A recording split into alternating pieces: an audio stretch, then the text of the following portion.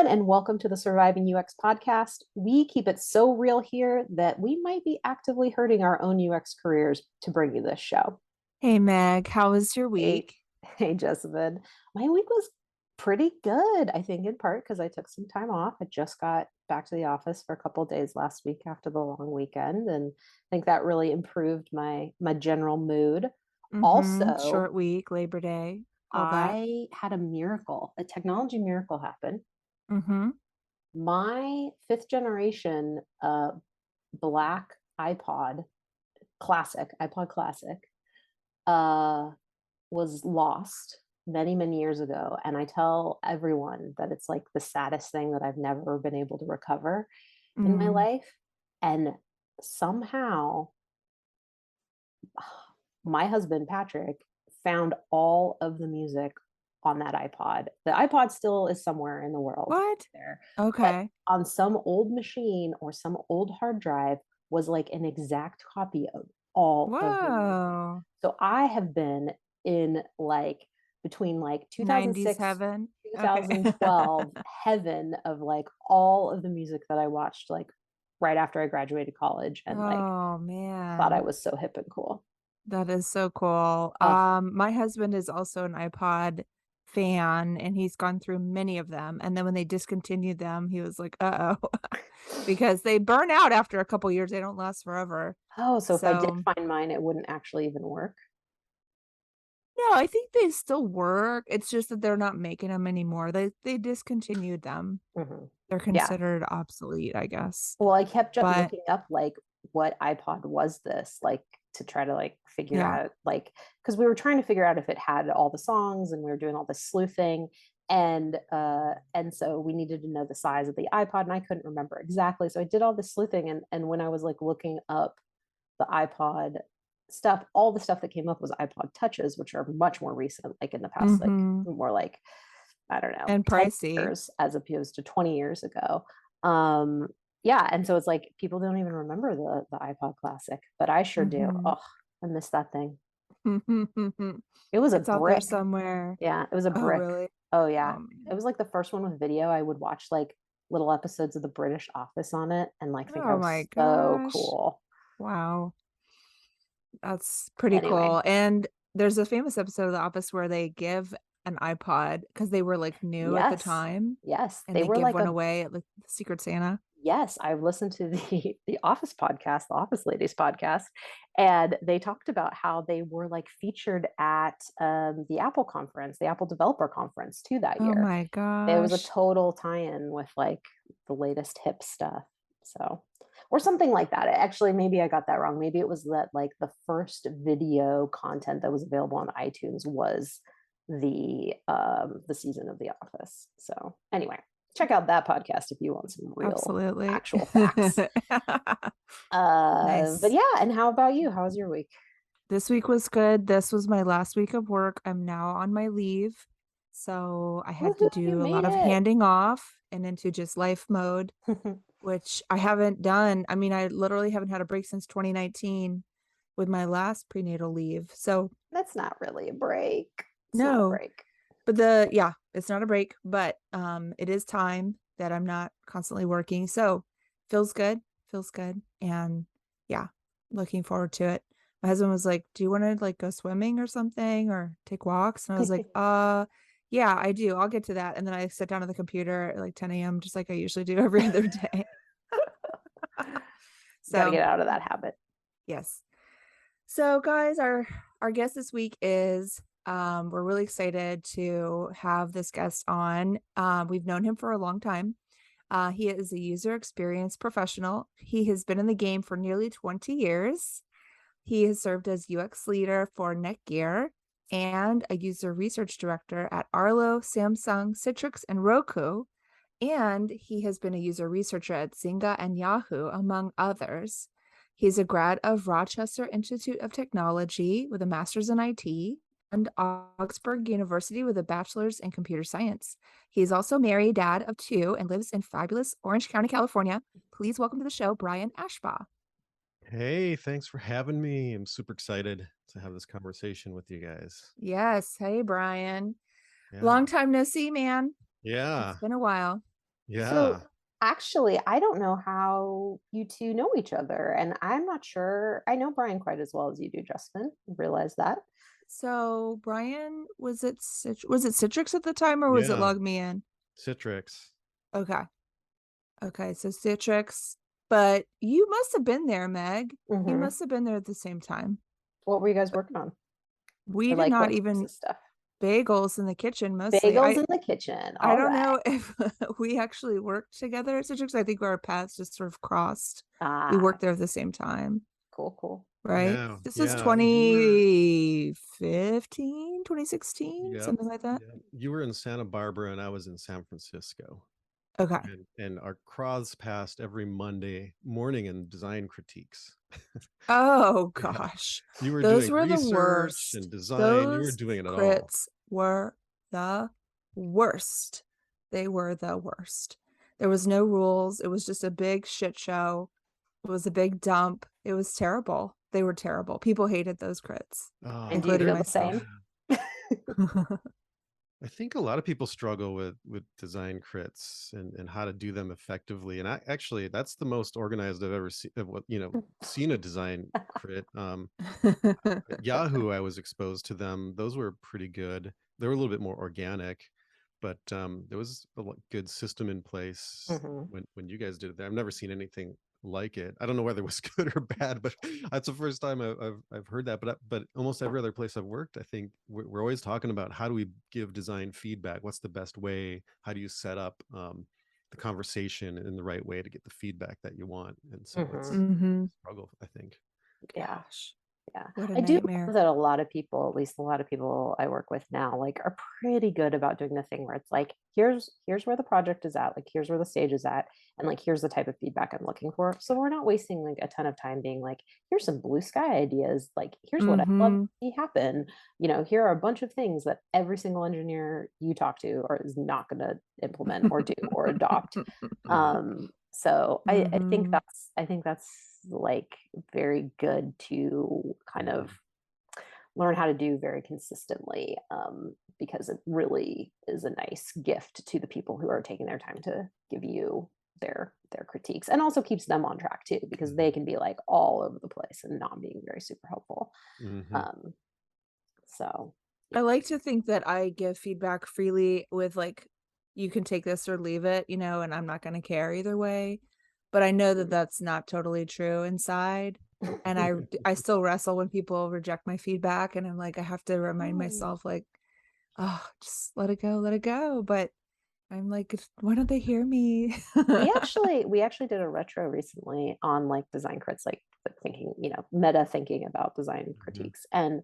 And that was something that came up for me, was like, how do you let people know that that their feedback was really valuable, but for one of a million reasons, like we either didn't go that direction, couldn't go that direction, I didn't want to go that direction, but like I still like appreciate you, or at least appreciate, like the fact that you were willing to give the feedback. um Gosh, send a It's so note. hard to get past that initial hit to the ego. Like it's such like an emotional intelligence soft skill that you're putting into play there. Um, mhm. I always kind of go through that process where I'm like very aware of the feelings that's happening within me, and so at first my ego gets hit, and you don't want to like feel or look dumb, but you kind of like have to like sit back and listen, take that in, so you can be open to it, Mhm. and then reflect on it. So that's what I find myself doing quite often at work. Yeah, I sit around and reflect a lot at work too. No. Well, we often say that this when we have guests on, that this is not a job interview, but tell us, Brian, a little bit about how you got into UX in the first place. Yeah, I love this question. I actually ask this when I interview candidates, to come on to our teams, but because it's such a fascinating kind of journey that people go through. I always kind of Mhm. feel like my career has just been like kind of an accident after accident or mistake. Like I never intended or planned, but like I wouldn't be here talking with you guys if it wasn't for the 1986 Challenger space shuttle explosion. I think it was 6 years old. Fast forward, I'll get back to how that's relevant in a second. But fast forward, I went to community college, and all my friends were kind of graphic designers and art people, and they were doing web development. And I was really fascinated with the intersection of art and science, and I didn't know what major I was going to go into. And I went and just landed on computer science as my undergrad degree. And during my undergrad degree, there was this program called the McNair Scholars Program. And so Ronald McNair was along with the teacher in the Challenger space shuttle explosion, who kind of went up. And so there was a McNair Scholars Program kind of that formed after that to get people who are underrepresented or first generation low income to get their PhDs or master's degrees.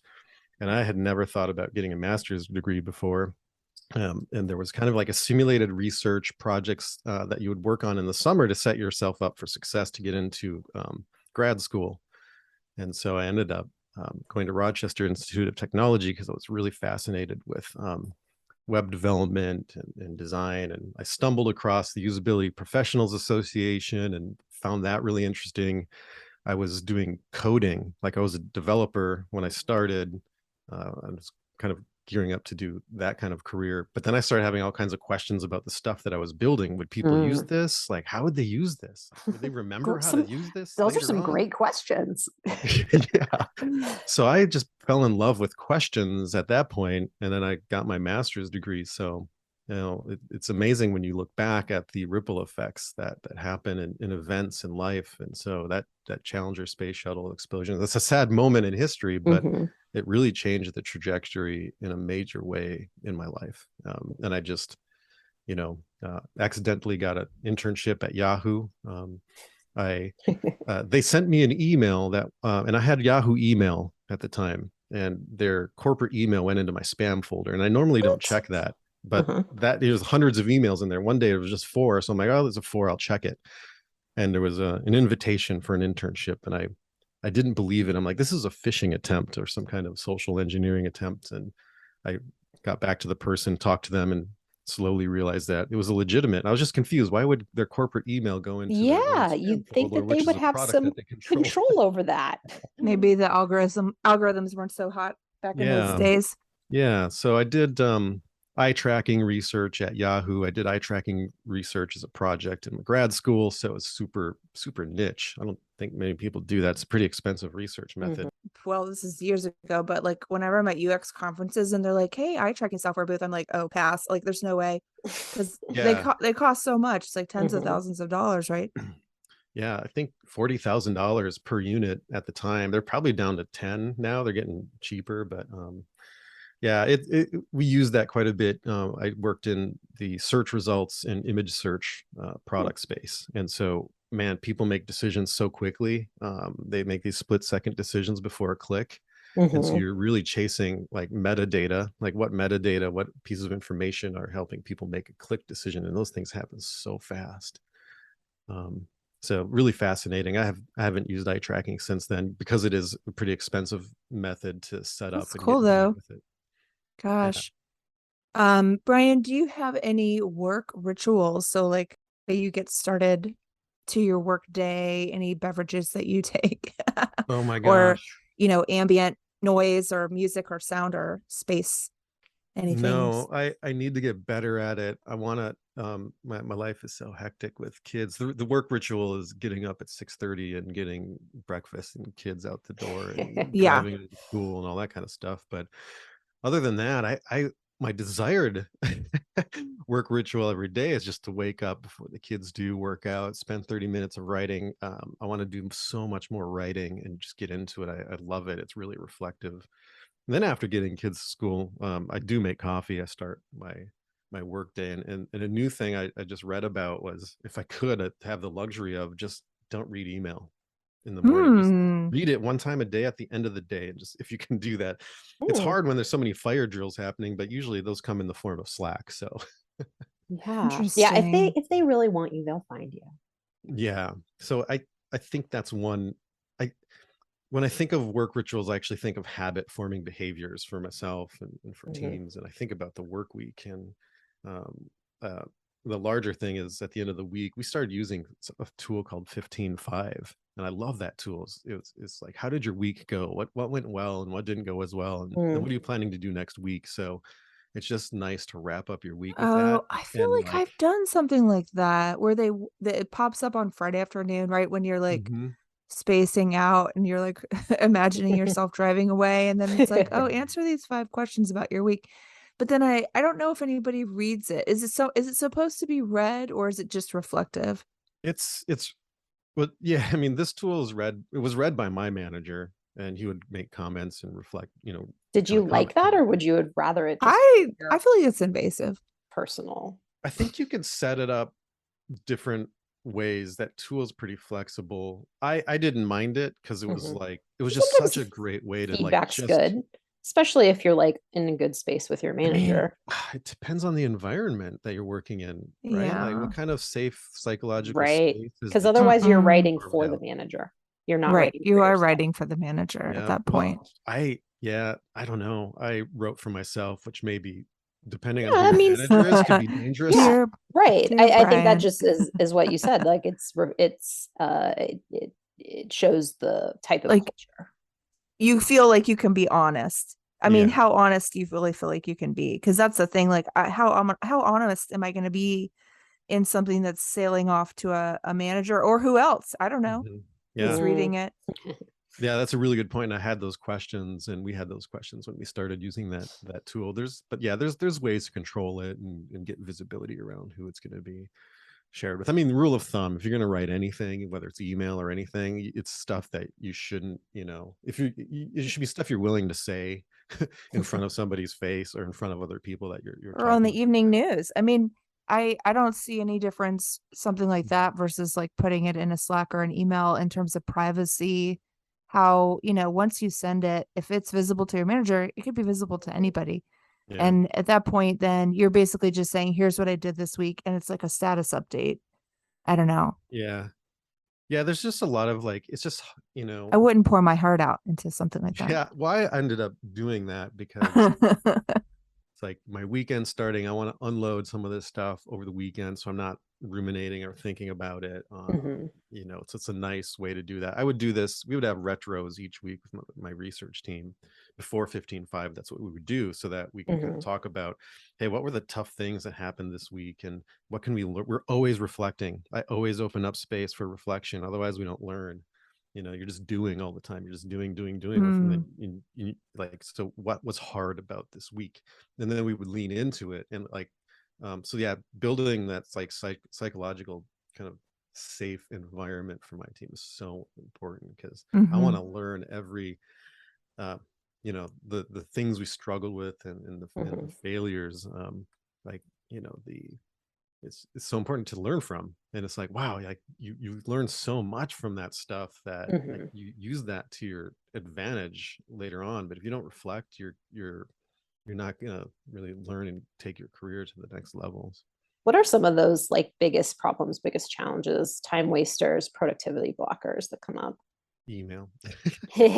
Really, yeah, it's like anytime you're breaking flow state, it's so hard. Mhm. Like, I mean, I guess, sometimes 15 minutes between meetings, that's a good time to check email. You're not going to get into any meaningful work there. Right. So it's just deep work, anything that breaks deep work. But or so I try to do, I mean, yeah, that's Which my is like time that, every meeting ever yeah. But breaks on my a deep bigger work. perspective, I mean, it's the time wasters in life is really just not surrounding yourself with, people you want to become. Right. So if you want to Mm. get better at running, surround yourself with runners, listen to podcasts about running and read about running. And that's another way to surround yourself with people who are running. If you can't physically be them, or you don't know anyone personally, you get on and you go into forums and things like that. But it's kind of like one of those things, like if you want to become wealthy, whatever that means to you, more time and freedom, that's one way to define it. Then surround yourself with others who are kind of a few steps ahead of you. And if you're not doing that, if you're not thinking about who you want to become, that's a big waste of time, because you're going to spend your time with people who are not helping you in that journey. Now I'm like, who am I spending my time with?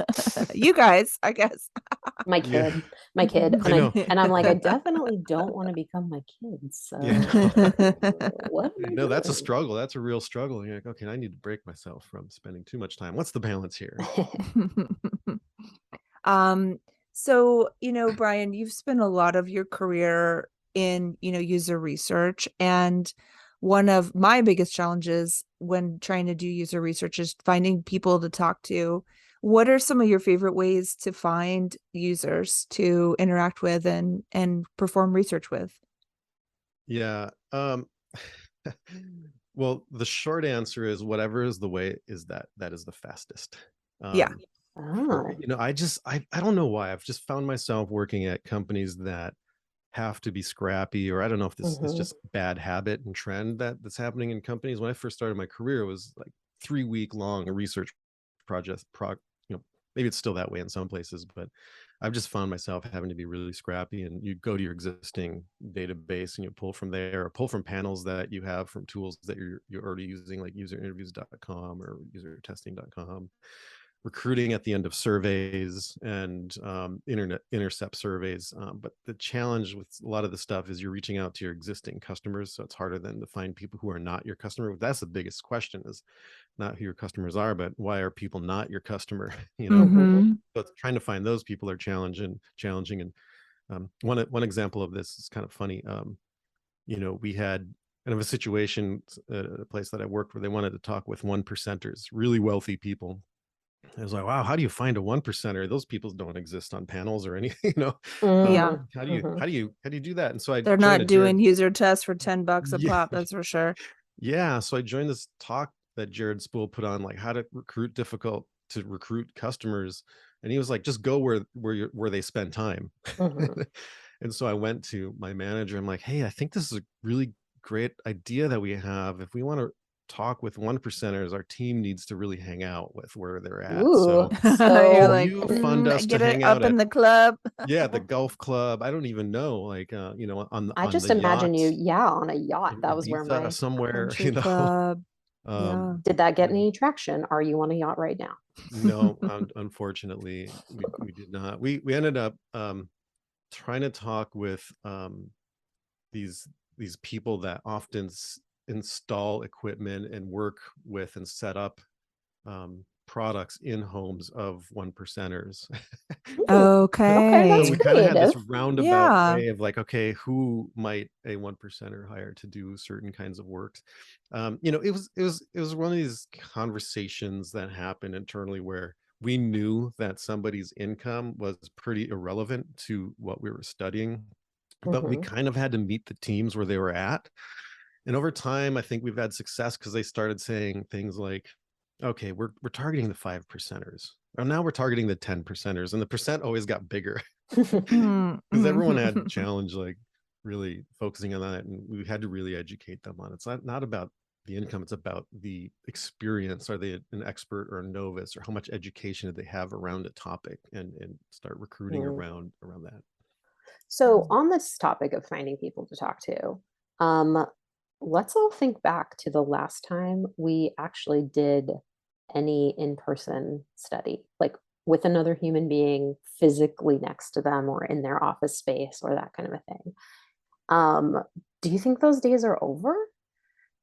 I don't think those days are over. I mean, mine was in 2019 when we did our last lab 2019. usability study, Okay. because like some of Oh, you these brought products, people in. Okay. Yeah, yeah. yeah, we brought people in because they have to touch the physical product. We're Mm-hmm. studying we're basically attention management, like, okay, where do we direct people to attention to a physical thing versus the thing on the phone or a computer, or things that are in a box, right? So I did a lot of Mm-hmm. hardware research, but we were trying to level up our remote research game before the pandemic, because we wanted to go beyond the usability lab, beyond Silicon Valley.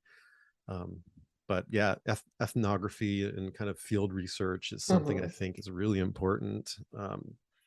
But yeah, it kind of depends on the questions you're trying to answer. I think lab usability and field work are probably going to start spinning up again, if not already. But we were looking for ways to do these physical studies in different ways during the pandemic. Yeah. I feel like something that happens when our resources are limited, whether it be budget for these kinds of things or during coronavirus, working from home, working remotely, um, like when we have limitations, not everybody gets to participate. And I mean, even before, not everybody got to participate. But I feel like as a designer, I'm even farther away. I'm not asked to go be in panels or things. I mean, even, I don't know, maybe even remote ones too, to some extent. And I think it's hard. I think it's hard to feel, even though there's some great work to try to bring the high level messages or the sound bites back to make it feel very real and feel very close to, have you feel very close to the participants. I think it is hard, and I think there's so much value in having your engineers, your researcher, or your designers actually be in the room or be near the room if you're, if you're just doing like a oh gosh, what is it called? The room, the observation room. Yeah. And it's just yeah, I think I think that's definitely been one of the things that I wish would come back. I would, for example, I will put out in the world, I wish somebody would ask me to go on an on-site interview or something to that effect. Yeah, I've actually found the term actual users, right, that you mentioned in the question. I was like, wow, actually, I feel like I found actual users in remote settings versus kind of in the lab in person. Mm-hmm. But when a lot of the research we're doing is something called jobs to be done research, where we're just doing these in-depth interviews to try and understand the catalyst behind what caused them to buy the product and all the kind of variables and trade-offs that they were making. So these interviews were great for that. The tough thing about remote is when you're trying to do something in a mobile app, you can't see people's touch points, like where they're touching, and they're like tapping multiple times and getting For sure. frustrated. You only Mhm. see the navigation. So there's definitely a lot of constraints with remote, because I'm actually surprised that tools out there can't, or maybe I'm just unaware of the tools that allow you to see where people are tapping in a basic remote usability study. But that's the thing you miss from in-person studies, is the behaviors of where people are tapping or touching and clicking. You're not going to see that in a Mm-hmm. remote way. And in person in the lab, I think maybe a little bit easier for your engineers and the people in the observation room to pay attention. But even then, there's a struggle to kind of pay attention to what's going on, because you get distracted. And I would imagine doing remote research, your team, if they're observing, are more likely to be working on something else at the same time that they're listening in. So Mm-hmm. be interesting to think up of techniques to keep people paying attention. Like, we're going to do a quiz on you after the Yeah, session. yeah. If somebody finds the secret message, you Yeah. get an extra 15 minutes for lunch. No. Oh, I think we have time for one more question to pick your brain, Brian. And then we'll move into our rapid fire questions. All right. Okay, Brian. So, who are the unsung heroes of the UX profession, in your opinion? It's the people who are planting seeds of thought. So Mm. I feel like that's often researchers, but it's, we're all kind of trying to influence decisions. Mhm. And I often kind of say with my team, with the research team, I say, we're kind of like in the movie Inception, where we're trying to go into the brain and Mhm. plant a seed that eventually grows into something. It's hard because people don't often like to be told what to do. They like to Um, think it's their idea. yeah, so that's exactly where I was going with that. It's like, okay, well, we got all this research. Some people love to be told what to do because they're, not used to they just like to have all the answers. But a lot of times I find myself in environments where we're trying to grow the skills of the team. So we don't want to be careful about providing recommendations, or, the Hmm. providing recommendations in the Mhm. right way. But what we want to do is try to figure out, okay, we've got these insights, here's some opportunities, and get the team to reflect on and get them to map the insights to some solution or some ways forward. So we want to take the teams to the finish line, just to the finish line, and then help the teams take our the research that we're doing past the finish line. And so it's, how do you do that. But you often, when you do this kind of like planting the seed of thought, and somebody else's idea, they become the heroes. So I think particularly in research, I like that I can help people be heroes in the organization. So it's very selfless, but also challenging, because how do you at the same time get the recognition and visibility of the work that you do when you take that route? You're making me think of like when I get difficult feedback on a design, and it's good feedback, but I don't have an immediate answer for it. I don't have an immediate solution for it. And I wrestle with it for days or weeks afterwards. And then finally I'll come up with something, and it'll be like a breakthrough, and it'll push me way further than I thought I could be. Because a lot of times I'll go in for feedback and sort of expect it to be, maybe 80% positive, 20% negative, and then just, little nits or something like that. But if there's something that's really big, like your blue sky thinking or whatever, and I hate that feeling of getting that feedback. But then when I'm able to finally figure out how to address it, it feels so good, because I'm like, this is way better than what I could have just come up with on my own. But that person never gets credit, really. I get the credit. Yeah, that's such a good point. And this is why I think it's important. Like, I haven't done this in a long time, but the places I enjoyed working did like really great, either quarterly kind of readouts, cross-functional teams, or first half, second half of the year, and where we started and how far we've come. And there's still so much work to do. And that way you can like do these presentations, practice presentation and storytelling skills, and also give credit. But you have to kind of keep a log of that and be intentful about all the people that helped you along the way, so you can do your Oscar speech. That's true. Yeah. And that might also help with my earlier dilemma of like in these crits, making sure people feel like they know that their feedback has value, even if it can't get in a product or doesn't end up being the thing we go with. Yeah, those feedback sessions are so important. A lot of companies talk about diversity and inclusion, but they're looking at that as a metric from an HR perspective. And when we're working with our colleagues and collaborating and getting feedback, what we're working on is a diversity of thought. And someone turned me on to that idea, and I'm like, wow, that's amazing. Like, diversity of thought. That's why we hire the way we hire, and why we have conversations with people from different backgrounds and experiences and skill sets. Very well said. Very well said. Well, on that last note here, we'll take you through some fun rapid fire questions that we do with our guests. We love to know apps or experiences out there in the world that you're using. Maybe not your favorite, maybe not the most beautiful, maybe not the best, but at least it isn't the worst, and you use it and you like it. Yeah, I usually think about games on my phone. Clash Royale is something that I play. It's a tower defense game.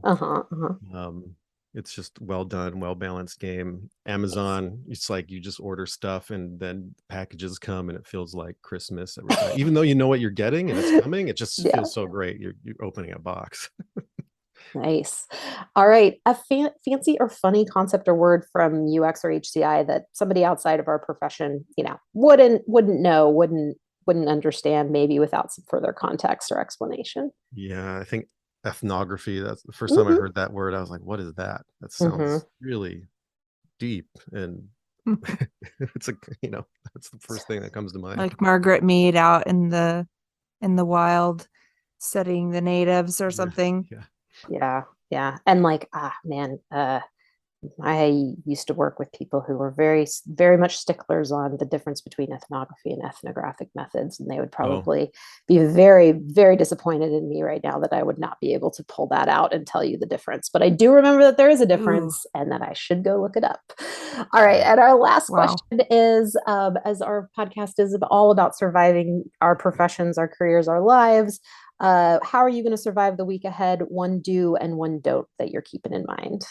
Yeah, I mean, this week I'm going to Mexico City, so I'm going to try to be very aware of my surroundings and fun. Never been there, so oh my gosh, you got to be safe, and it's the dependence for the country. It's Mexican independence from France. So it's going to be a lot of crazy stuff going on Oh. there. Oh, But fun. when I am kind of working and not vacationing, it's just surviving the week is just trying to make sure I take 15-minute breaks every hour if I can, to avoid burnout, to keep my productivity high and thinking clear. That's kind of the biggest thing. Well, Enjoy that yeah, trip. That enjoy sounds that so much trip. fun. And thank you so much for your tips and your tricks for the week ahead. Yeah, thanks. This has been great. I love talking about this stuff and kind of geeking out a little bit. Awesome. Well, it's been Awesome. great having you. Yeah. Well, goodbye and thank you, listeners. If you need any advice or sympathy for your UX career, write to us at survivingux@gmail.com.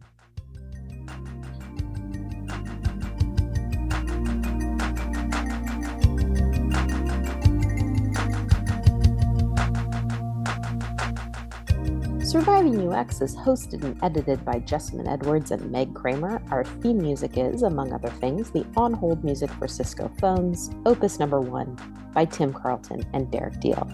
Now go! Surround yourself with the people you want to become. Except, of course, for this podcast. Still listen to us. Jessamyn and I will be back for another episode soon.